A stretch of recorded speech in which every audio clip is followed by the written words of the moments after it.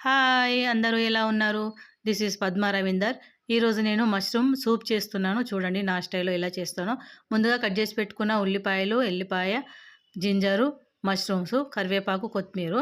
మనం స్టవ్ పైన చిన్న గిన్నె పెట్టేసుకొని ఒక 1 స్పూన్ అంత ఆయిల్ పోసుకోవాలి. ఎక్కువ పోసుకోవద్దు ఇది సూప్ కాబట్టి. పోసుకున్న తర్వాత ఉల్లిపాయలు వేయాలి. దాని తర్వాత మనము జింజరు, ఎల్లిపాయలు వేసేసుకోవాలి. ఇవి అన్నీ దంచుకోకూడదు. ఎల్లిపాయ కట్ చేసుకోవాలి చిన్న చిన్న ముక్కల్లాగా. ఇది సూప్ కాబట్టి మనకు పండ్లకు కూడా తగిలేటట్లు ఉండాలి. తర్వాత మనము మష్రూమ్ వేసుకోవాలి. ఇది వేగిన తర్వాత కరివేపాకు, కొత్తిమీర లాస్ట్‌లో వేసుకోవాలి. పుదీనా, కరివేపాకు, కొత్తిమీర లాస్ట్‌లో వేసుకోవాలి. ఇది వేగిన తర్వాత మనము సాల్ట్ వేసేసుకోవాలి. తర్వాత ఉప్పు, పసుపు ఇది వేసుకున్న తర్వాత ఇది వేగిన తర్వాత ఇది హెల్త్‌కి చాలా మంచిది. దాని తర్వాత మీది ఈ పౌడర్ వేసుకోవాలి.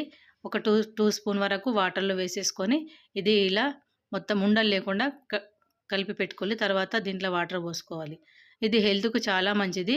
చలికాలం కాబట్టి వేడి వేడి సూప్ తాగితే మనసు కూడా ప్రశాంతంగా ఉంటది. మైండ్ కూడా హాయిగా ఉంటది. మనం చిన్న టీ తాగితేనే ఒక కప్పు టీ తాగితేనే హాయిగా ఉన్నప్పుడు ఒక గిన్నెడు సూప్ తాగి చూడండి ఎలా ఉంటదో. చాలా బావుంటది.